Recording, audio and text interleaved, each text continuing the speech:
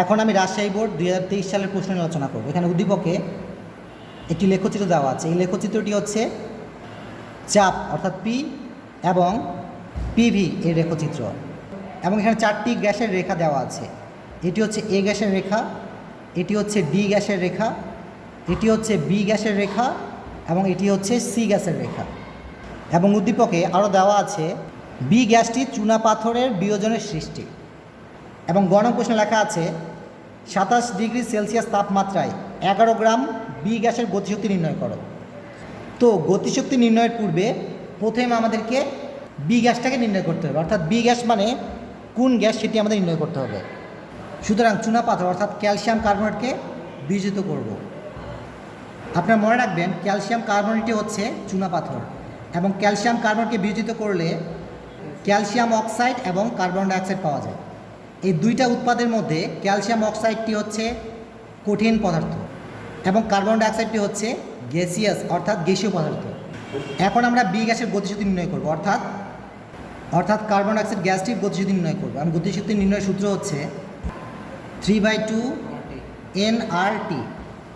এখানে n হচ্ছে মূল সংখ্যা, আর হচ্ছে মোলার ধ্রুবক এবং টি হচ্ছে তাপমাত্রা।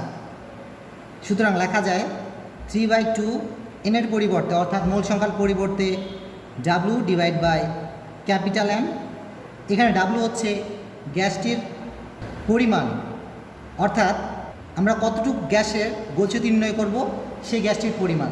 গরম প্রশ্নে লেখা আছে 11 গ্রাম বি গ্যাসটির গতিশক্তি নির্ণয় করব, অর্থাৎ এখানে ডাব্লুর পরিমাণ হবে 11 গ্রাম এবং M হচ্ছে আণবিক ভর। যেহেতু আমরা কার্বন ডাইঅক্সাইডের গতিশক্তি নির্ণয় করছি, কাজেই M হচ্ছে কার্বন ডাইঅক্সাইড গ্যাসের আণবিক ভর এবং পাশে রয়েছে R এবং T। এখানে একটু খেয়াল করুন, এখানে W সমান সমান লেখা যায়, অর্থাৎ গ্যাসটির ভর সমান সমান লেখা যায় 11 গ্রাম এবং M অর্থাৎ কার্বন ডাইঅক্সাইড আণবিক ভর সমান সমান আমরা পাই 44 গ্রাম। কার্বন ডাইঅক্সাইড গ্যাসকে যদি আমরা হিসাব করি, এখানে কার্বনের ভর হচ্ছে 12 এবং যেহেতু কার্বনের একটি পরমাণু রয়েছে, কাজে এখানে মাল্টিপ্লাই 1 দিব ব্র্যাকেট, প্লাস অক্সিজেনের আণবিক ভরের মান 16। যেহেতু দুইটি অক্সিজেন পরমাণু রয়েছে, কাজেই 16 সাথে 2 মাল্টিপ্লাই হয়ে যাবে। এই অংশ হিসাব করলে পাওয়া যায় 12 প্লাস 32 সমান সমান 44। এবং এখানে টি হচ্ছে তাপমাত্রা। যেহেতু গরম প্রশ্নে বলা আছে 27 ডিগ্রি তাপমাত্রায় গতিশক্তি নির্ণয় করো, কাজেই এখানে টির পরিবর্তে দিব 27 ডিগ্রি সেলসিয়াস। কিন্তু মনে রাখবেন যখন আমরা গতিশক্তি নির্ণয় করব তখন এই ডিগ্রি সেলসিয়াসের মানকে ক্যালভিনে কনভার্ট করব, কাজেই সুতরাং 27-এর সাথে 273 যোগ হবে, তখন এটি ডিগ্রি সেলসিয়াস থেকে ক্যালভিনে কনভার্ট হবে। কাজে এই মানটিকে হিসাব করলে পাওয়া যায় 300 এবং তাপমাত্রার একক হবে ক্যালভিন। গতিশক্তির সূত্রে আর হচ্ছে মোলার ধ্রুবক। এখানে একটু খেয়াল করুন, মোলার গ্যাস ধ্রুবকের কয়েকটি মান আছে। SI এককে আর সমান সমান 8.314 এবং একক হবে joule, Calvin inverse 1, mole inverse 1। CGS এককে আর সমান সমান 8.314 10⁻⁷ এবং একক হবে energy, Calvin inverse 1, mole inverse 1।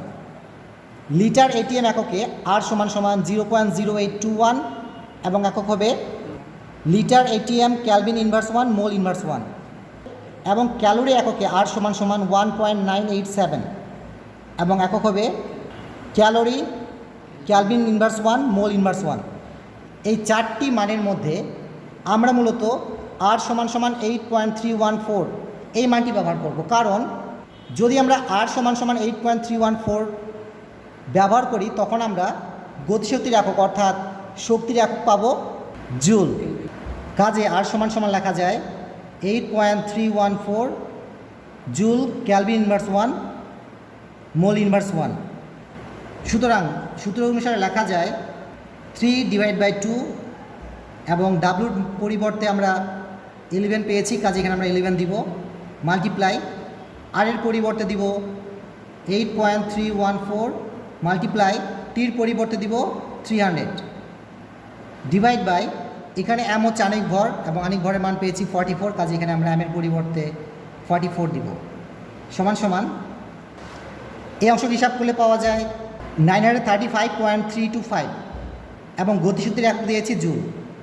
এখানে জুল দেওয়ার কারণ হচ্ছে আর এর মান 8.314 দিয়েছি এবং আর এর এককে রয়েছে যে অর্থাৎ জুল, কাজে গতিসূত্রের একক হবে জুল। সুতরাং উত্তর হিসেবে লেখা যায় কার্বন ডাইঅক্সাইড গ্যাসটির গতিশক্তি সমান সমান 935.325 এবং একক হবে জুল।